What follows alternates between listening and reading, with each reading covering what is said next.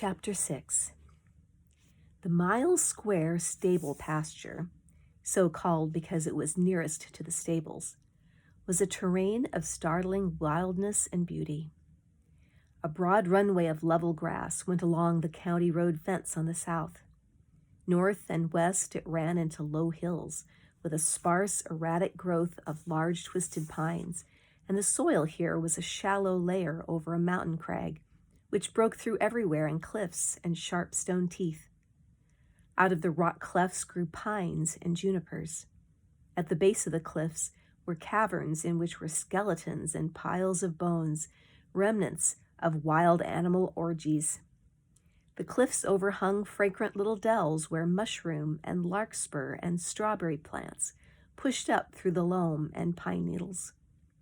Going north, the hills and cliffs became steeper, and at last, in a series of broken wooden steps, plunged down to the level of Deer Creek, the mountain stream which formed the northern boundary. The stable pasture was an endless field of exploration for Howard and Ken. Just to find a new path up or down the steps without getting pocketed somewhere from which there was hardly a way out was a day's delight. Nell loved to wander in it, or to take a book with her for a whole afternoon in some small secret dell. Here, all summer long, the mysterious shapes of the deer stole like shadows across the shafts of sunlight. One couldn't sit very long, quiet and still and watching, without seeing the slow, determined movement of a porcupine, or the serpentine undulations of a pretty white-striped skunk, or the awkward plunges and playful tumbling dashes of whistling pigs, or the continuous soft movement of gophers, cottontails, and jacks. If there was no meat for dinner, Nell or one of the boys could take a .22 and spend an hour in the stable pasture in the late afternoon and bring home a half-dozen tender young cottontails. That night Rocket had the pasture all to herself. She had made the rounds of it several times. She stood now at the closed gate which opened on the county road and looked across the grassy slopes of the Saddleback. They shone a bright silvery gray under the moon. Suddenly she lifted her hind leg like a dog, swung her head savagely around, and tried to butt her bag. It was hot and bursting. She turned again and stood motionless, looking up at the range, her ears pricked. She started off on a fast trot along the fence. With long, thrusting strides, she made the ground run away from her. Her big haunches crinkled with each piston stroke. Her head was high, nose reaching up. Her sparse, irregular mane fell untidily, part on one side, part on the other side of her neck. The frayed piece of lariat was knotted around her neck and hung under the mane. A fine line of white ringed each eye. She had an angry, crazy look. She stopped at the corner of the pasture, where another barbed wire fence came in at right angles. Standing there, throwing a far, piercing gaze into the distance, her ears moving incessantly, she trembled to every sound that drifted on the still air. Suddenly she started off again, following the cross fence. All in through the rough and varied terrain of the pasture ran threads of paths. Rob had found a way down to Deer Creek for the automobile.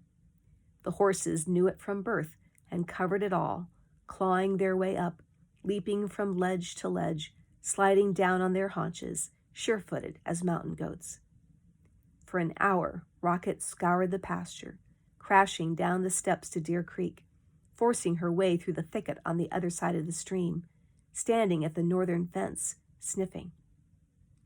Far over yonder were the hay meadows, Castle Rock Meadow farthest of all. It was the breeze that played over Castle Rock Meadows, the aspen grove at the far end, that she wanted to smell. But for all her searching and listening, there was no little whimper for her ears, nor the touch of fumbling warm tongue and lips upon her bag, nor the closeness of a nimble little shape running at her side. After a moment or two, she continued her way along the fence, going at a long, swinging trot, then turned another corner and began to climb. and finally had made the complete round of the boundaries of the pasture once more. She came out of the pines, cantered down the hill, went past the stables, and pulled up at the county road fence. Standing here, she sent a loud, ringing neigh into the night, hurling it like a fierce accusation. A mile or more away on the saddleback, Banner heard the neigh and pricked his ears. He appeared to appraise the importance of it, dismiss it as making no immediate demands upon him, and swung his head back again. The cry was heard, too, by the band of yearlings grazing quietly on the other side of the crest. A little golden filly, who might have been Banner in miniature, raised her head sharply and stood alert, listening. The loud, angry neigh came again, and the sorrel filly neighed in reply and flung herself into a gallop. On the crest of the hill, she stood, looking down at the county road and the stable pasture. Rocket's head was lifted, and her ears strained forward. She had heard the whinny of the little sorrel, and a shuddering took her. She began to prance up and down inside the fence, then turned and galloped away from it in the direction of Castle Rock. She had cried for her foal. There had been an answer, and one that touched her maternity, but still not the voice of the little one who, so lately, had been part of herself, and she was confused and in bewilderment galloped toward the dark woods that lay between her and Castle Rock. The yearling filly neighed again and plunged down the hill toward the road. The voice tore at Rocket. She stopped, turned, an answering neigh broke from her, and suddenly indecision left her, and she reversed her direction and galloped toward the fence. Very few untrained horses are jumpers, and a Western Mustang will always break through a wire fence rather than leap it. But the joy and eagerness in Rocket's heart gave her wings, and she made a beautiful, clean jump over the wires, and the two horses rushed to each other, pressed their cheeks together, intertwined their heads and necks with loving, excited whinnies. Rocket wanted more. Her bursting bag, this colt as well as the little one she had lost. Surely this yearling child of hers could take the milk that was causing her agony. Her voice coaxed. She turned herself in the proper position to the little sorrel and whinnied again. But the yearling had been on grass for 6 months. The instinct to nurse was dead. It stood, unresponsive, head turned back toward the hill, where now it heard its comrades running. Rocket whinnied again in desperation. She swung her haunches close against the colt. The youngster answered with a sensitive and affectionate neigh, and turned to rest its head on top of the mare's haunches. Rocket moved closer. The golden head slipped down and sideways. At last it was there, reaching under, fumbling for the tit.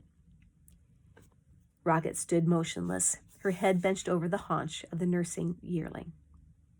An hour later, the black mare and the golden yearling were cantering side by side. They had left the ranch and the saddleback far behind them. Ahead of them were the broken headlands of the Colorado border, and in their nostrils the smell of the snow from the faraway mountains of the Never Summer Range.